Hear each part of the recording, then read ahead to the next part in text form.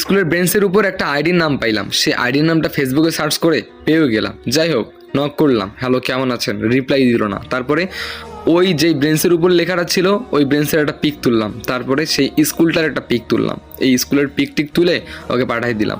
সঙ্গে সঙ্গে সিন করলো, তারপরে রিপ্লাই দিল, হোয়াট, আপনি বেঞ্চের মধ্যে আমার অ্যাকাউন্টের নামটা পাইছেন তারপরে আমাকে নক দিয়েছেন? আমি বললাম যে হ্যাঁ। যাই হোক বলেন, যেহেতু আপনাকে নক দিয়ে ফেলছি আপনার বাসাটা কোথায়? তখন সে বলল, না আপনি নক দিয়েছেন ভালো কথা, আমি ভাবতেও পারি নাই যে কেউ এইভাবেই নক দিবে। তো আপনি নক দিয়েছেন জন্য সেই জন্য আমাকে জিজ্ঞেস করবেন যে আমার বাসা কোথায়, আমার নাম কি, আমার বাবার নাম কি, আমি কোন ক্লাসে পড়ি, কী করবো না করবো, এগুলো আপনি প্রশ্নও করবেন আর আমি অ্যান্সার দিব, তাই না? মানে এটাই ভাবতেছেন। তখন আমি বললাম যে হ্যাঁ কেন, পরিচয় তো হইতে পারি তাই না, আমি আপনাকে নক দিলাম, ভাবতে পারেন যে আমি আপনার একজন ফ্যান। তখন সে বললো, হইছে হইছে, আমার আর ফ্যান ট্যান হওয়া লাগবো না, শুনেন এখন আমি কোনো প্রশ্নের অ্যান্সার দিতে পারবো না, বাই। স্কুলে গিয়েছিলাম ঘুরতে, আসলে এটা রংপুরে। তো এখন ঘুরতে গিয়েছিলাম কিসের জন্য জানেন? ছোটো বোন স্কুলে পড়ে, তো কোনো রকম করে দেখতে গিয়েছিলাম যে স্কুলটার কী অবস্থা। যাই হোক, প্রতিদিন 2-1বার করে নক দিতাম, রিপ্লাই দিত না অবশ্য।